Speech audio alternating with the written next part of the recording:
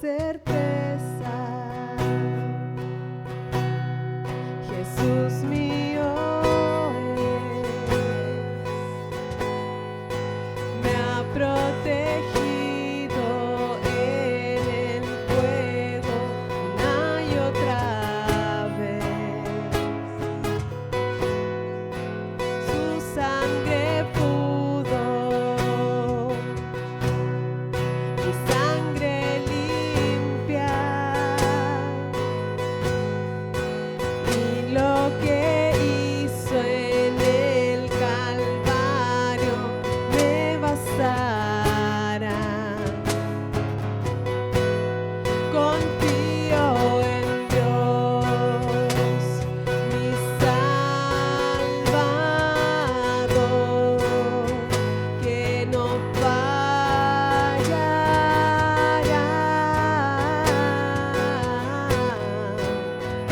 nunca fallará. Siempre rendido a su voluntad. Sé que el autor de mi mañana guiándome está. Esta es mi historia y es mi canción.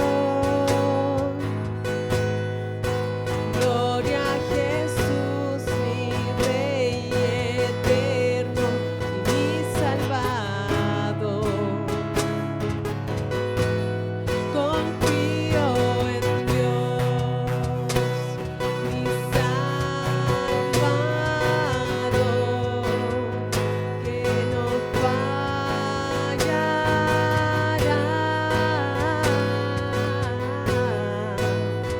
nunca fallará. Confío en Dios, mi Salvador, que no fallará,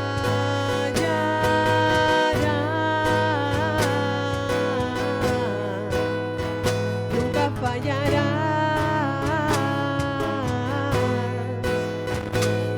Busqué al Señor, me escuchó y respondió.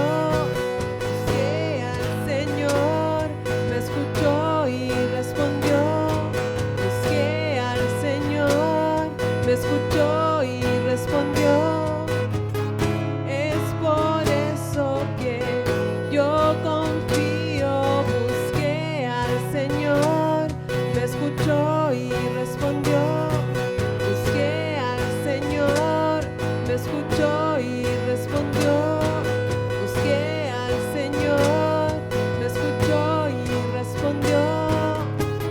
Y es por eso que yo confío en Dios, mi Salvador, que no fallará,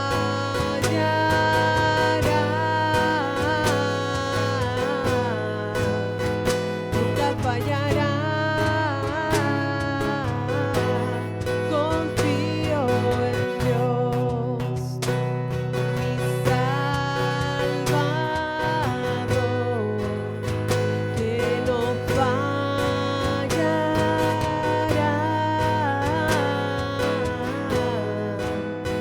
nunca fallará.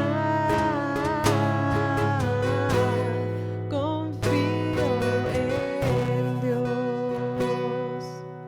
Señor, te damos gracias por esta tarde, Señor, en que podemos aprender de ti, en que podemos cantarte, alabarte, Señor. Te damos gracias por el día de ayer, por la comunión, por todo lo que hablaste también a nosotros, Señor, personalmente y como congregación. Te pedimos que seas tú guiando esta enseñanza bíblica en el nombre de Jesús. Amén.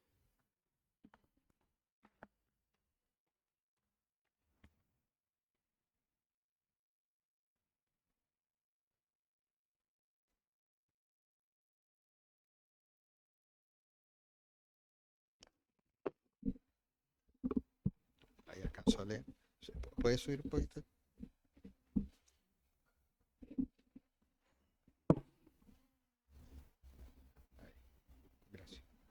Gracias, gracias. Oye, qué bueno que estén acá. Ayer fue un buen día y, y hoy día también. Todos los días son buenos cuando estamos en Cristo y debemos afirmarnos como familia en Cristo y mantener esa fe. Hay una cosa que está pasando tremenda en todos lados. Bueno, yo me alegré porque la Cato porque le ganó a Boca, pero ¿vieron lo que pasó con el Paris Saint-Germain en, en Francia? La celebración fue horrible. Hay muertos, quemaron, saquearon. Hay una locura humana, hay un descontrol, una violencia extrema. Y bueno, es el mundo que nos tocó vivir, pero tenemos nosotros en quien confiar. Y es nuestro Dios. Hoy día vamos a ir con el último capítulo de Contracultura y el título es Incrédulo. Así que vamos a orar. Padre, te damos gracias, Señor, por estar acá, por este lugar, Señor. Nuevamente te damos gracias por el pastor Mauricio, Señor, su esposa. Estamos teniendo una buena comunión, Señor. Él es realmente alguien que quiere servirte. Te pedimos por Ñuñoa, Señor. Ayer estuvimos conversando y realmente, sin duda que Ñuñoa es un lugar muy árido para la fe. Eso todos lo sabemos, pero bueno, eh, donde, como dice, donde la gente está muy dura, la gracia sigue brillando, así que nos mantenemos en fe y esperando que tú hagas una obra acá en este lugar. Y también, Señor, te rogamos mucho por nuestra amada Paula. Ella es muy fiel, Señor. Ella tiene 90 años, Señor, y está enferma. Y ella es la única cristiana de su casa, Señor, es la única. Una hermana tan amada por nosotros está enferma, así que te rogamos por ella, por su salud y por esa fuerza que tiene. Es muy agradable, muy querida por nosotros. Te rogamos por ella en el nombre de Jesús. Amén. Amén. Vamos entonces, incrédulo, Juan 20. Así vamos a terminar este ciclo de contracultura. Incrédulo. Juan capítulo 20. Vamos acá. Capítulo 20, pero no vamos a ver todo el capítulo, vamos a ver solamente unos versículos, y se trata de la incredulidad de Tomás. Mira, yo creo que una de las cosas que está pasando hoy en día es que no hay, y que ayer estuvimos viendo en el tema de la iglesia, que no hay, hay una falta de fe, hay una falta de fe, y hay como un divorcio entre lo que significa una vida cristiana real y lo que es, si alguien quiere tomar tecito, tome nomás porque hace frío, así que sírvase su tecito nomás. Un divorcio entre la vida cristiana real, pero también nosotros vemos paralelamente a esto todo un movimiento de falsa doctrina que es como la iglesia que pareciera que está viva, pero no está viva, simplemente está en una doctrina errada, en una doctrina falsa. Nunca fue fácil, realmente el cristianismo nunca fue fácil. O sea, en realidad yo creo que el gran engaño del diablo fue comenzar con toda esta cosa de la prosperidad, la sanidad interior, la cosa psicológica, toda una mezcla de cosas que a la gente le atrae, pero hay una cosa ahí que no está la cruz de Cristo, no está la cruz de Cristo. La cruz de Cristo es el centro de nosotros, de todos nosotros, y es donde nos afirmamos. Y fíjate que lo que estamos viviendo como cristianos, en base a esta gran lucha espiritual en la que estamos, y que muchos ya no están caminando o están muy cómodos aparte del Señor, es quizás la mayor tragedia de todas. Y ayer nos comentaba el pastor Pablo que eso está pasando. Pareciera que, bueno, que siempre fue así. Siempre se ha tratado de remanente fiel, de un remanente fiel que está ahí, que persevera. Y fíjate que cuando uno es fiel y persevera, a su tiempo Dios hace su obra. A su tiempo Dios lo hace, porque ayer fue interesante eso cuando decía que Dios añadía a los que han de ser salvos, que en el original dice, y añadía añadiendo. O sea, era como que era Dios el que a su tiempo añadía a los que han de ser salvos. O sea, era como el Espíritu Santo tocando a las personas para que conocieran al Señor. Pero fíjate que eso que estaba pasando en el libro de los Hechos no era fue después de un quiebre y fue después podríamos decir, de un vacío en el cual cayeron los discípulos y los apóstoles con la muerte del Señor.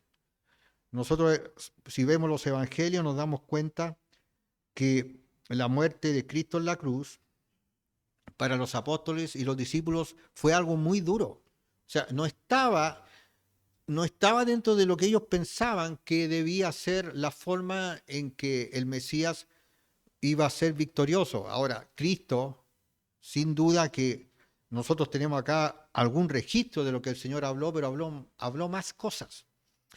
Y en algún momento, Él seguramente les habló de la resurrección, como cuando los discípulos le muestran el templo, o no, en algún momento en que está hablando con los fariseos, y los fariseos, cuando Él está hablando Cristo de sí mismo y dice destruyan este templo, y están afuera del templo, y los fariseos pensaron que se refería al edificio. Y Cristo dijo, destruyan este templo y en 3 días lo reconstruiré. En 3 días volverá a tener vida, pero él estaba hablando de su propia vida, de su muerte. Entonces, cuando el Señor va a la cruz, y nosotros podemos ver por los evangelios que los discípulos se bajonearon mucho. Algunos pensaron que la historia se había acabado. Los que iban camino de Emaús, ¿a qué iban camino de Emaús?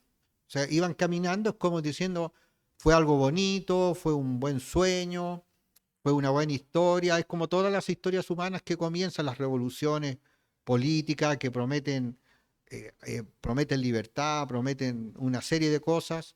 Es como esta película Woodstock, que yo la vi en la época y que llegaron tantos jóvenes y después de eso era como llegar ahí, estuvieron ahí 3 días y después se devolvieron a sus casas y después al poco tiempo el movimiento hippie estaba totalmente hundido, además había dinero alrededor de la ropa que se hizo moda y todo es como de repente como que hay un sueño, como que hay algo que parece que hace un quiebre en la forma de vida, pero después vuelve a lo mismo y vuelve a ser repetitivo.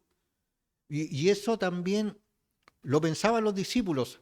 Ahora, ¿realmente ellos habían perdido completamente la fe? No, porque igual estaban juntos, pero no tenían el concepto porque nunca habían visto a alguien que resucita. Si se dan cuenta, la fe siempre batalla con lo imposible. ¿Se han dado cuenta de eso? Batalla con lo imposible. Y nosotros de repente queremos ajustarnos de alguna manera a pensar que Dios nos va a hacer un camino en el cual nosotros podamos caminar más cómodos. Pero siempre están estos gigantes. Josué, ¿se acuerdan? Entrando a la tierra prometida. Y ahí hubieron, fíjate, de 12 espías, hubieron 10 incrédulos. 10. Lo que significa que siempre ha sido así. Es mayor la cantidad de incrédulos que los que creen. Y cuando las cosas parecen como claro, cuando Cristo tenía estos diálogos con los fariseos y los maestros de la ley, y siempre los derrotaba, y los discípulos quedaban diciendo, este es nuestro líder. Y cuando el Señor sacaba fuera demonios, imagínate viendo que el Señor con una autoridad increíble saca fuera demonios y hace sanidades y milagros, entonces ellos dicen, wow, estamos en un buen lugar. El mismo Judas, o sea, vamos a la gloria, voy a ser, ¿qué habrá querido ser?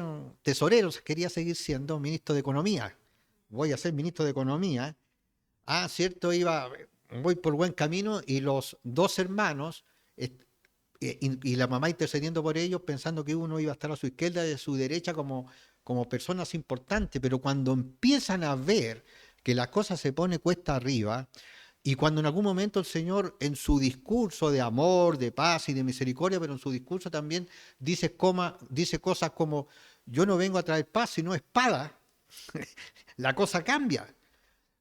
Cuando el Señor en algún momento empieza a decirles, oye, vengan a Dios por amor a Dios y no por los panes y los peces que en algún momento comieron, y cuando en algún momento la cosa se pone muy difícil y dice que algunos ya se iban, comenta la escritura, dice que algunos se estaban yendo y que como que lo miraron al Señor y le dijeron, no, ¿qué está pasando? Y el Señor responde de la manera lo menos esperado. Él dice, bueno, ¿ustedes también se quieren ir? Y eso es una cosa que a nosotros nos mueve, nos vuela un poco nuestra manera de pensar, porque no les dijo, oye, no, por favor, quédense, las cosas van a ser diferentes. Le dice, ¿ustedes también quieren irse? O sea, le está diciendo, si ustedes quieren irse, vayan. Esas no parecen palabras de Cristo, ¿cierto? Pero son palabras de Cristo. Y eso es el Evangelio. Y eso es el Evangelio. Hoy día me mandó alguien, y ya lo había visto, en Nueva York, alguien que estaba predicando en la calle, una persona como de unos 40 años, gringo, blanco, porque en algunos países de Europa predican, pero no son europeos propiamente tal. Y lo agredieron y cayó al hospital porque le pegaron un golpe en la cabeza por el solo hecho de predicar el Evangelio. Ahí nos contaba también el Pablo, ahí en la avenida Brasil, que dijo que después hablamos un poco y me dijo, oye, incluso pensé que alguien era capaz de tirar un golpe. Porque algo está pasando que el Evangelio está ahí para que lo compartamos, pero hay gente que lo rechaza con mucha violencia, con mucho rechazo, un rechazo. No es como hace 30 años ni como hace 20 años atrás, nadie es neutral. Y eso me recuerda que Jesucristo dijo que el verdadero creyente no es neutral. Y ese versículo que a mí realmente me llama mucho la atención, el que dice de Apocalipsis, que son palabras de Cristo, que dice que Él vomitará de su boca a los tibios. Y todavía no, yo me pregunto, ¿quiénes son los tibios? Porque ni siquiera me atrevo a pensar quiénes podrán ser los tibios, porque si ustedes ven el versículo dice, a los tibios los vomitaré de mi boca. O sea, que está diciendo que los tibios, mira, está diciendo que los tibios no entran al reino de los cielos. ¿Habrán pensado realmente eso? Las personas que viven así y la gran cantidad de personas que viven así, entonces nos confrontamos con esas realidades y pareciera que no es el Cristo como un Cristo de pura paz y amor y que nunca va a decir algo que ofenda. El Evangelio en sí va a ofender a ciertas personas, pero a otros no, a otros los va a atraer. A mí me atrajo el Evangelio porque confrontaba mi pecado, mi maldad. Me atrajo eso porque tantas cosas que leí, tantas filosofías y cosas, que yo siempre estaba todo centrado en mi persona, lo que yo puedo hacer o lo que no puedo hacer, o lo que sufro o no lo que sufro, pero el Evangelio me confrontaba diciéndome, eres un pecador, eres malo. No te dice, hace yoga y no hay problema, vive como quieras, o hace tal cosa. Era totalmente diferente, era totalmente diferente. Te decía, no eres malo, tienes que arrepentirte. Y eso sigue siendo el Evangelio. Entonces, acá cuando vemos nosotros a Tomás, no tenemos que ser tan duro con Tomás, porque él, porque mira, Cristo no fue duro con él en su trato, y porque Tomás, en cierto aspecto, fue sincero en su duda. Preguntó. Una de las últimas clases que hicimos del liderazgo fue bien interesante cuando alguien preguntó algo que tenía sentido y estuvimos ahí conversando porque, porque no es bueno no preguntar, hay que preguntar y hay que algunas veces confrontar y algunas veces las respuestas no son las que esperamos porque tenemos una imagen de las cosas, tenemos una idea de cómo deben ser las cosas. Entonces, Tomás, él pregunta porque tiene dudas. Pero fíjate que no fue el único que tenía dudas. En Mateo, capítulo 28, versículo 17, dice, y cuando le vieron, y esto es cuando Jesús le da la gran comisión para que prediquen el Evangelio para todo el mundo, dice, y cuando le vieron, le adoraron, pero algunos dudaban. O sea, se dan cuenta, la duda siempre estuvo ahí. Y en algún momento está la duda. En algún momento está la duda, o sea, o más de algunos momentos y los cuestionamientos, y el por qué las cosas son de cierta manera. Yo como ya llevo 40 años de evangelio y como casi 30 de pastor, yo antes siempre pensaba que las cosas, yo algunas veces tenía una mirada de las cosas y conversaba con los líderes o con mi esposa, tenía una mirada de las cosas. Y yo algunas veces pensaba, esto se va a ir por este lado, esto se va a ir por este otro lado, y me di cuenta que la mayoría de las veces las cosas son muy diferentes a lo que uno piensa, porque Dios las hace de una manera diferente. E incluso nosotros armamos una imagen de cómo debiera ser las cosas para que resulten bien. Pero Dios no es humano.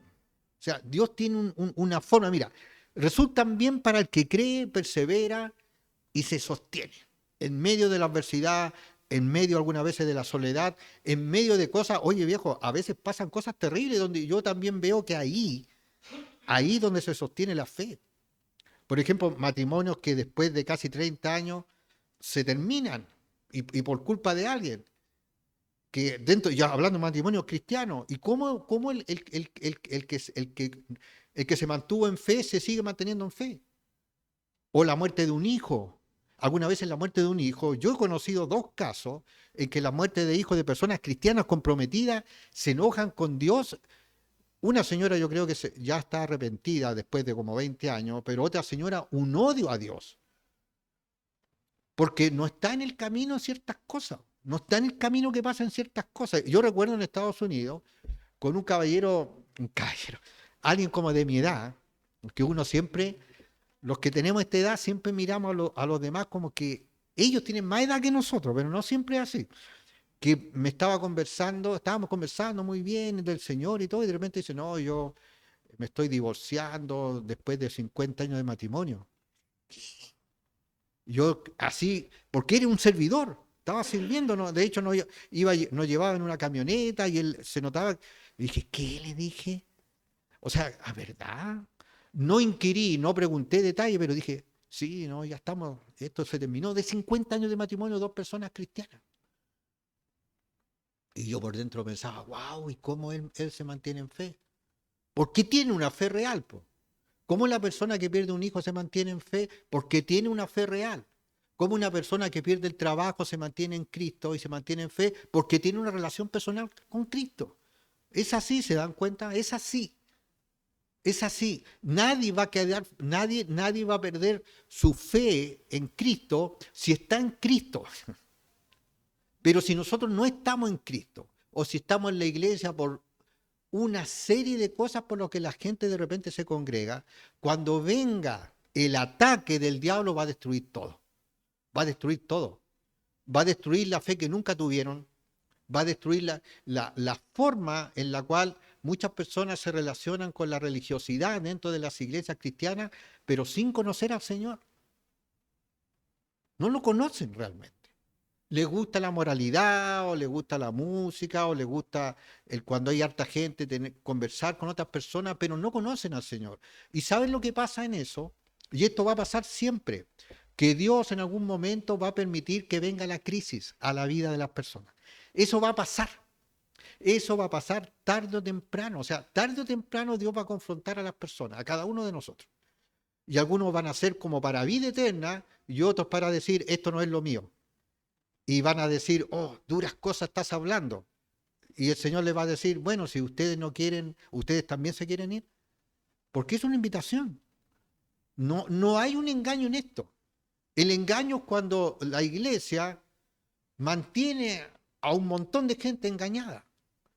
Y parece que es exitoso, porque claramente uno puede ver a iglesias que... Nosotros estuvimos en una iglesia donde fuimos a ver al Rigoberto, un apologista, y hay mucha gente, mucha gente. Y yo vi a harta gente joven y después me di cuenta de que casi todos eran extranjeros, no había casi ningún. Y yo estaba contento, dijo, oh, qué bueno, cualquier joven lo voy a mandar para acá, pero no eran jóvenes chilenos, pero más allá de eso, que no tienen buena doctrina, no tienen buena doctrina, y cuando la doctrina es mala, en algún momento está a un paso de convertirse en una falsa doctrina, está a un paso, pero eso es lo que a la gente los mantiene en la iglesia. Y eso es lo que da el éxito y en todo aspecto. Y perseverar en la fe es como muy costoso, pero así es. Ahora, ¿hay iglesias grandes que tienen buena doctrina y funcionan bien? Sin duda que la hay. O sea, sin duda que la hay. Pero claramente no son como las de Cacho Luna, ni Maldonado, o Joel Osteen, que era una cosa increíble en Estados Unidos. Hoy en Estados Unidos, ¿sabe lo que está pasando? Las mega iglesias se están vaciando. La nueva generación no da dinero ni sostiene esos ministerios. Es una nueva generación. Se murieron todas esas personas o están muy viejitas que mantuvieron esos, esas, esos monumentos al ego humano y al engaño, porque eran monumentos al engaño. O sea, ¿para qué estamos con cosas? No enseñaban nada de la Biblia, pero ya se están vaciando. Pero hay iglesias que todavía se mantienen fuertes en fe y están claros que Dios está haciendo y son iglesias eh, llenas del Espíritu Santo. De hecho, yo estuve en una donde Yahib, una iglesia enorme, pero muy bonita la iglesia, la gente muy cariñosa, todo muy bien organizado para que todos pudieran ser ministrados. ¿Y sabes cómo hacía la Santa Cena Yahib? No la hace los domingos, la hace los miércoles. Porque él dice, el miércoles están los fieles. Eso es lo que dice. Y era re loco porque estaban adelante. O sea, él no está, la Santa Cena estaba atrás y él empieza a orar y de repente vamos a tomar la Santa Cena y la gente se para y está atrás la Santa Cena. Entonces, cosas que dentro de la libertad en Cristo. Entonces, Tomás es como el único que se atrevió a dudar. Mira, es lo que dice. Versículo 24 dice, voy a ver el 19 para ver el contexto. Dice, cuando llegó la noche de aquel mismo día, el primer día de la semana, estando las puertas cerradas en el lugar donde los discípulos estaban reunidos, que estaban juntos todavía, por miedo de los judíos, estaban juntos, estaban con temor. Recuerden que todavía el Espíritu Santo no llegaba, no los llenaba, porque el Espíritu Santo es el que da el valor y te da como ese deseo de perseverar.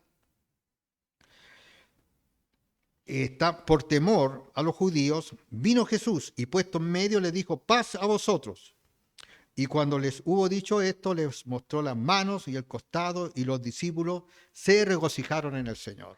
El Señor resucitó, vino ahí imagínate, o sea, ver a alguien resucitado y mostrándole las llagas, o sea, wow, estoy dispuesto a creer y doy mi vida por esto. Por eso lo hicieron después los discípulos, los apóstoles.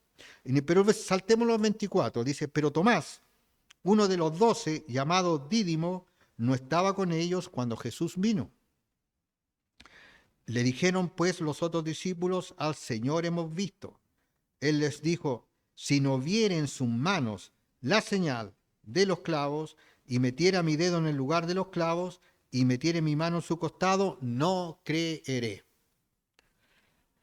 Simplemente él ni siquiera le creyó el testimonio a los demás. Pero fíjate una cosa acá, un detalle. Qué bueno conocer por nosotros mismos. Es bueno. Es bueno nosotros mismos conocer el poder de Dios. Es bueno experimentar el poder de Dios. Es bueno experimentar el toque de Dios. Es bueno tener, y creo, y quienes van a escuchar también esta enseñanza, que nunca dejes de tener tus tiempos a solas con el Señor, estos tiempos íntimos, en que tú estás orando, adorando, estás solo con el Señor, con la palabra de Dios, y cuando el Señor viene y te llena y te ministra, eso es parte de nosotros. Por eso que ayer hablábamos ser nuevamente iglesia, porque la iglesia no es un juego de alguien que se pone adelante y habla, o alguien que hace la alabanza y los demás están ahí, algunos adorando y otros solamente escuchando. ¿Sabes que cuando estuvimos en Iquique, yo conocí a alguien que estuvo por años en la iglesia? Incluso fue un tiempo líder. Yo lo puse como líder y después tuve que sacarlo. Pero yo nunca, mira, y estuvimos juntos en retiro de hombres, en tiempos de oración, nunca lo vi cantar, nunca cantó. Y una vez le dije, oye, tú no cantas. Una vez le pregunté, porque era líder, tú no cantas. Y se puso a reír. Y yo le deberías cantarle, que es una buena manera de adorar a Dios, pero nunca cantó. Entonces, ¿qué es lo que era? Era un observador. Yo ahora pienso, yo lo puse de líder, porque en un momento parecía como que las cosas iban bien con él. Yo ahora me pregunto, ¿realmente él conoció alguna vez a Cristo? Espero que sí. Y si no lo ha conocido, espero que se arrepienta. Y si conoció al Señor, porque él después caminó ya derechamente por el pecado. O sea, derechamente por el pecado. O sea, si es así, ojalá que se arrepienta. Porque te digo una cosa, no es que uno haga cosas y es como que uno esté pagando algo. O sea, no es que él, porque mira, él era servicial, llegaba a la hora. Yo recuerdo que varias veces hicimos cosas juntos. Él tenía como una camioneta antigua, pero la ponía, y con esa camioneta íbamos a todos lados, a la playa, a cargar, así, bien, bien servicial. Pero eso no compra la salvación. O alguien que diga, no, yo le he predicado a todo el mundo, pero si no tiene ningún testimonio, eso no compra la salvación. Ni, tenemos que tener un testimonio de lo que nosotros decimos ser. Y cuando nosotros no tenemos esa intimidad, a lo mejor como cristianos vamos a perder ese poder que nace de la intimidad con el Señor. De ahí nace el poder.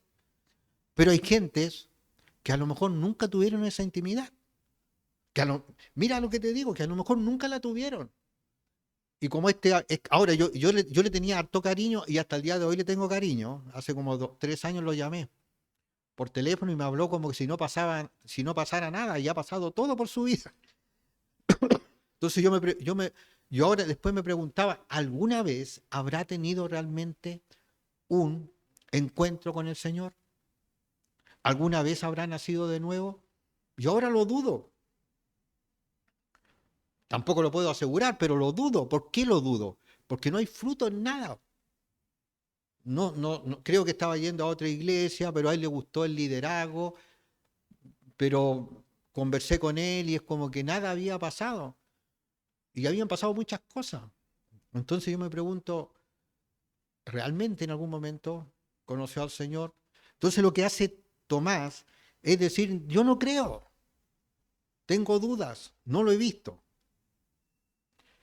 Y él dice, yo no creo. Le dijeron los otros discípulos, al Señor hemos visto. Y él les dijo, si no viere en sus manos la señal de los clavos y metiere mi dedo en el lugar de los clavos y metiere mi mano en su costado, no creeré. O sea, quiero ver, quiero tocar, quiero palpar, quiero conocer. Toda persona que se acerca a Dios en algún momento tiene que tener este encuentro. Tiene que tenerlo, porque es peor que la persona que nunca tenga un encuentro real con Cristo se haga parte de una religiosidad, porque se aprende a ser religioso, se aprende a hablar religión, se aprende a... Hay personas que son servidores. Yo recuerdo una amiga de mi esposa que el marido en un momento tenía muy buen trabajo y no sé, estas típicas cosas, estas personas que de repente tienen buenos trabajos y de repente están como en el poco menos que en la miseria, este tipo de gente. Y recuerdo que estaba sin trabajo y nosotros le ofrecimos que nos hiciera un closet. Se notaba que el tipo era educado y todo, pero llegaron allá y empezamos a conversar. Y nosotros hablamos de Cristo y ellos nos contaron que en un momento estaban en una iglesia evangélica, no le voy a decir de qué denominación, y ellos estuvieron a cargo de los matrimonios, eran líderes de matrimonios. Y les digo algo, ninguno de los dos conocía a Cristo. No lo conocían, ni siquiera sabían lo que era nacer de nuevo. Y ellos me contaron que estuvieron años siendo líderes de matrimonio. Entonces uno dice, wow, por eso que nosotros vemos esta crisis de fe, porque las personas que estuvieron en algún momento en un lugar equivocado y nunca pudieron confrontarse con la palabra y la verdad, pasan o están sin conocer al Señor, sin conocer al Señor. Y eso es un drama. Ahora, los pastores tenemos que tener claro que algunas veces, mira, el pastor Chuck en sus libros decía que era más fácil meter a alguien a un liderazgo que sacarlo. Y de verdad que es difícil sacar a las personas del liderazgo, sobre todo cuando no quieren irse. Pues yo me acuerdo de este amigo, porque yo lo considero un amigo, que le decía a las personas que lo encontraban, no, voy a volver nuevamente a ser un líder. Pero yo jamás en la vida lo volvería. Ni siquiera, mira, si se hubiera arrepentido, bienvenido, pero no líder. Porque en algún momento queda en evidencia la realidad de tu vida o la realidad de la vida de otra persona. En algún momento queda en evidencia, si realmente es un hijo de Dios. Y esto no significa que nunca vamos a pecar o nunca vamos a caer, o que en algún momento caigamos muy feo. Pero el hijo de Dios se arrepiente, sufre, y es como cuando dice en el Antiguo Testamento con ceniza, con silicio y ceniza, o sea, uno, ¡guau! Señor, uno que con un temor, Señor, por favor, ten misericordia de este miserable pecador. Y te digo algo, uno siente el perdón, pero cuando no pasa eso y se mantiene la vida así y así, y pareciera que nada, y que de repente pueden ser parte de una iglesia, porque después me contó que iba a una iglesia, después me lo encontré y me dijo que fue una iglesia muy bonita, que tenía de todo, y que hablaba con el pastor, y que el pastor le daba oportunidades, y yo dije, wow, qué onda. Ojalá que el pastor enseñe bien la palabra, porque, mira, todas estas personas, yo no sé, bueno, todas estas personas que no conocen a Dios y que van a morir sin Cristo, te digo una cosa, en algún momento van a ser confrontados en la eternidad, porque van a ir a condenación. Pero todas esas personas que han estado en lugares donde nunca se les confrontó con la palabra de Dios, todos los pastores y los líderes también vamos a ser confrontados. Por eso que Gálatas dice que no seamos mayormente ¿cuántos maestros? Si no tendremos mayor condenación, porque es una responsabilidad. Y esa responsabilidad es con la gente que te escucha, pero mayormente es con la responsabilidad que Dios te da. Si Dios te dice, predica mi palabra. Y predicar la palabra tiene un costo. También tiene privilegios, pero tiene un costo. Entonces, el versículo 26 dice, 8 días después estaban otra vez sus discípulos dentro y con ellos Tomás, o sea, Tomás no creía. Llegó Jesús estando las puertas cerradas y se puso en medio y les dijo, paz a vosotros. O sea, Jesús atravesó la puerta. ¿Cómo es un cuerpo glorificado? Porque Jesús comió, y acá vamos a ver que tenía un cuerpo porque Tomás lo tocó, pero atravesó una puerta. Nosotros, un cuerpo, el cuerpo que tenemos, no vamos a atravesar una puerta, ¿cierto? Y aquellos que decían que Jesús en realidad era como una especie de fantasma, que no era real, eso es falso. Porque si atravesaba una puerta así como un holograma que no tiene consistencia, pero tenía consistencia porque comió y porque tenía incluso todavía los orificios en las manos. Y dice que se puso en medio, atravesando la puerta, y dijo, pasa vosotros. Luego dijo a Tomás, pon aquí tu dedo y mira mis manos, y acerca tu mano y métela en mi costado. Y no seas incrédulo, sino creyente. Y también, amigos, si vas a escuchar esta enseñanza, no sé cuál, a lo mejor no conoces al Señor.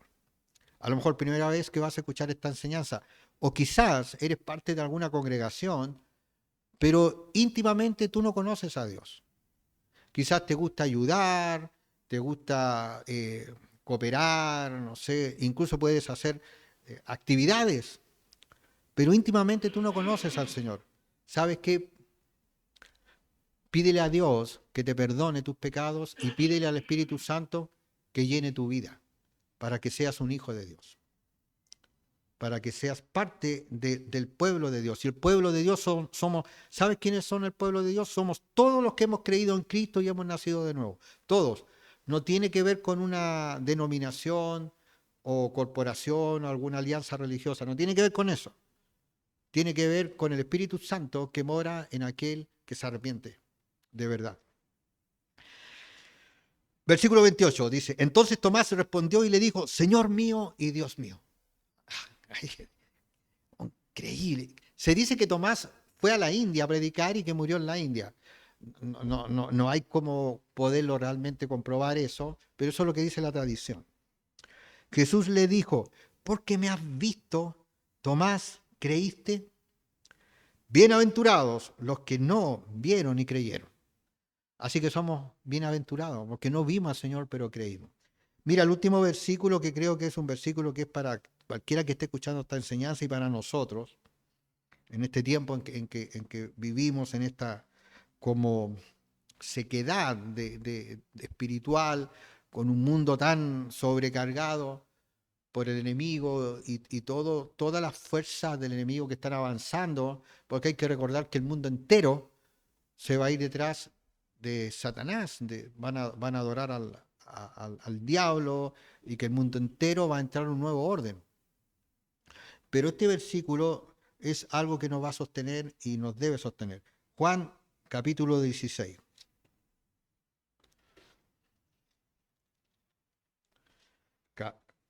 Juan capítulo 16, versículo 33. Mira lo que dice acá el Señor, le está diciendo a sus discípulos. Estas cosas os he hablado para que en mí tengáis paz. ¿Saben? Un cristiano nacido de nuevo que está caminando en obediencia, que es parte de una congregación, ¿saben? Tiene paz interiormente, la tiene. Yo la tengo.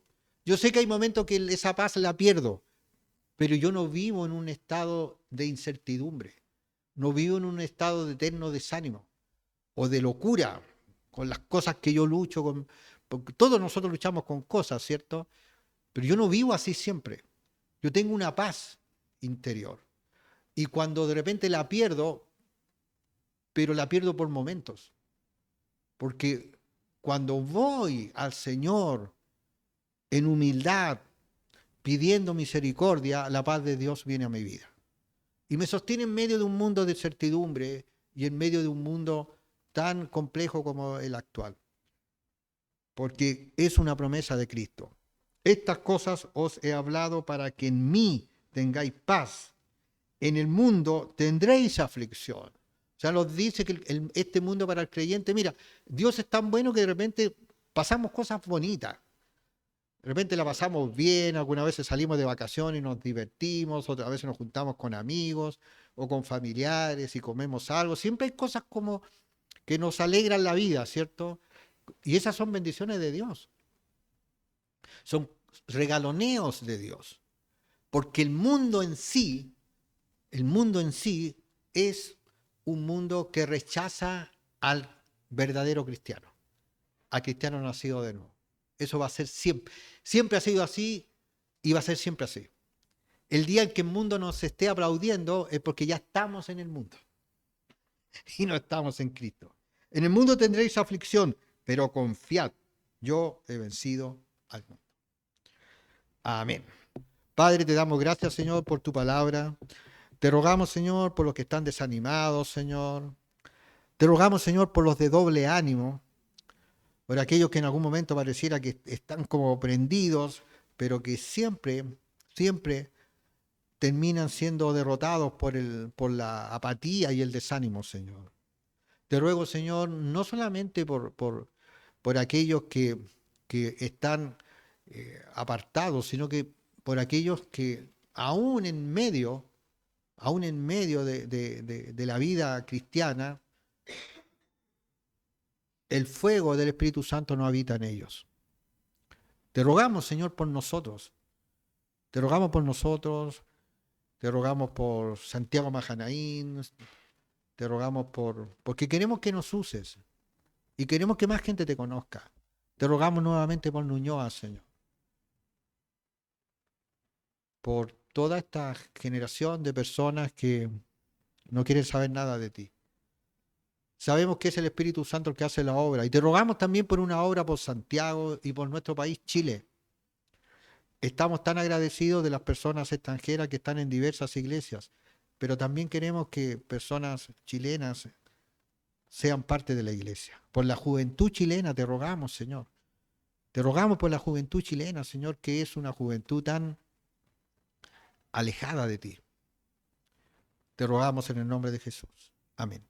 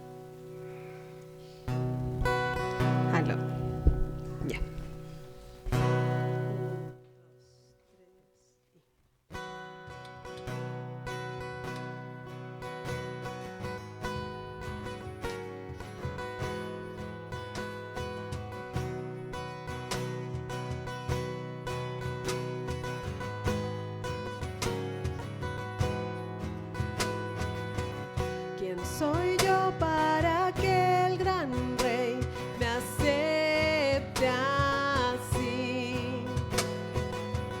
Me encontró en mi perdición, oh su amor por mí, oh su amor por mí.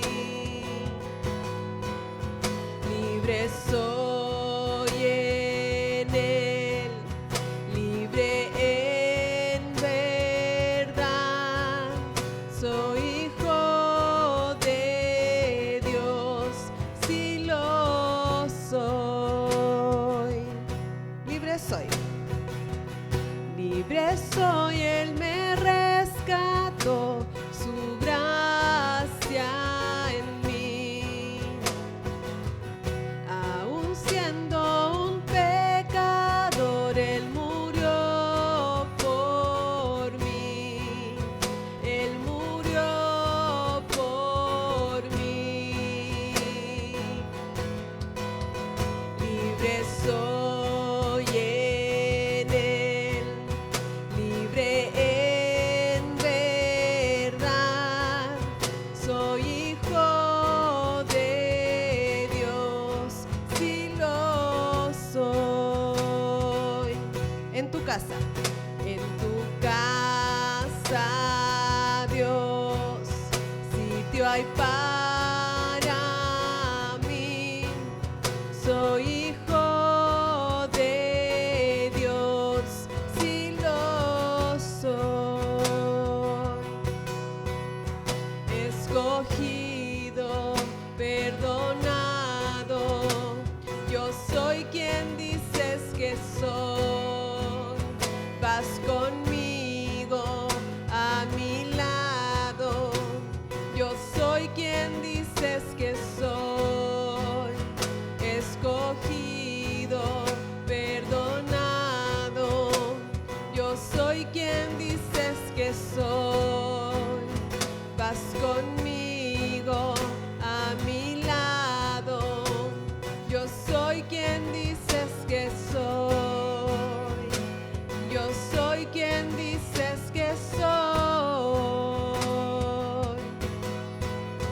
Libre soy en Él, libre en verdad. Soy hijo de Dios, y lo soy. En tu casa, Dios, sitio hay para mí.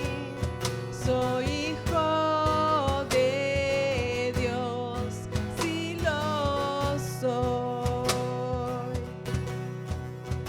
Soy hijo de Dios, si lo soy. Bendiciones.